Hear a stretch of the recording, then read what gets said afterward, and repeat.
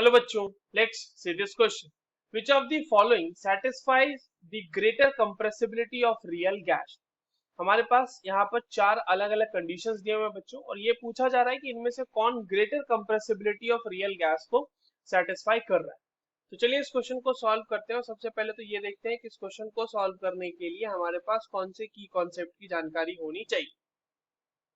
तो देखो, ये जो सवाल है बच्चों, ये बेसिकली हमारे पास कंप्रेसिबिलिटी फैक्टर का सवाल है. ठीक है, कंप्रेसिबिलिटी फैक्टर जिसे हम z से रिप्रेजेंट करते हैं. z की वैल्यू, अच्छा z होता क्या है पहले ये समझ लेते हैं. z is equals to PV real upon PV ideal. ठीक है, और कंप्रेसिबिलिटी फैक्टर एक तरह से ये कह सकते हैं बच्चों कि it's a major for a gas कि वो आइडियल गैस बिहेवियर से कितना ज्यादा डेविएशन शो करता है. ठीक है, तो अगर z की वैल्यूज दो तरह की, देखो इसकी वैल्यूज बच्चों पॉसिबल है. एक तो है z is equal z less than 1 और z ग्रेटर देन 1. ये हो गया z जब 1 के इक्वल नहीं है. और अगर हम सिर्फ आइडियल गैस की बात करेंगे, फॉर आइडियल गैस, तो वहां पर बच्चों z की वैल्यू होती है 1. तो z अगर लेस देन 1 है, इसका मतलब कि ये कंप्रेसिबल ज्यादा होगा. ठीक है, ग्रेटर कंप्रेसिबिलिटी.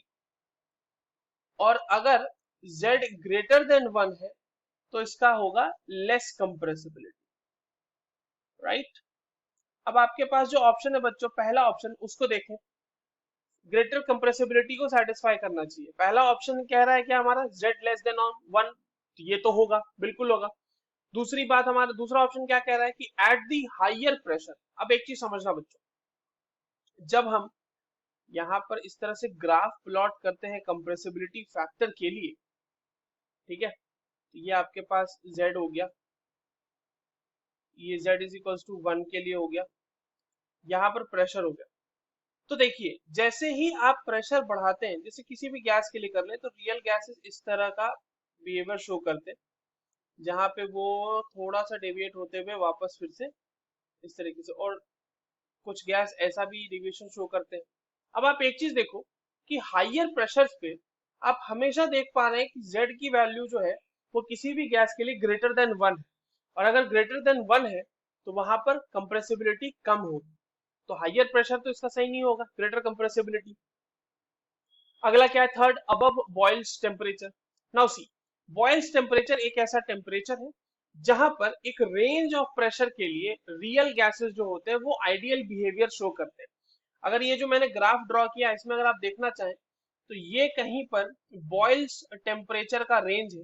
और आप जैसे ही देखो कि अबव बॉइल्स टेम्परेचर हमने जैसे ही बढ़ाया, वो जो है कोई भी गैस आपका, उसकी वैल्यू, उसके लिए z की वैल्यू जो होती है बच्चों, वो ग्रेटर देन 1 हो जाती है.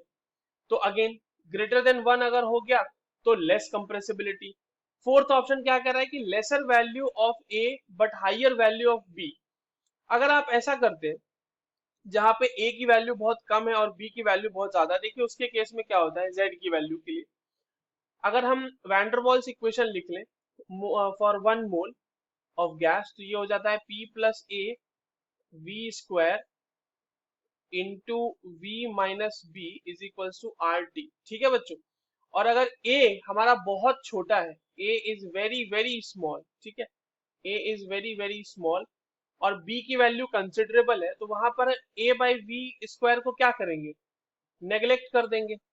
तो अगर हमने इसको नेग्लेक्ट कर दिया तो ये हो जाएगा p into V minus B is equal to R T. यहाँ पे हो जाएगा pv minus pv is equal to R T. R T से बच्चों डिवाइड कर दो इस पूरे इक्वेशन को, तो ये हो जाएगा pv upon R T minus pv upon R T is equal to 1. pv upon R T हो जाता है बच्चों z, and that is equal to 1 plus pv upon R T. यानी कि यहाँ पर z की वैल्यू ग्रेटर देन 1 आ रही है, और ग्रेटर देन 1 वैल्यू z किसको सिग्निफाई कर रहा है बच्चों, लेस कंप्रेसिबिलिटी. तो ये भी हमारा आंसर नहीं हो सकता. So the correct answer for this question will be option 1. I hope you understood this well. All the very best.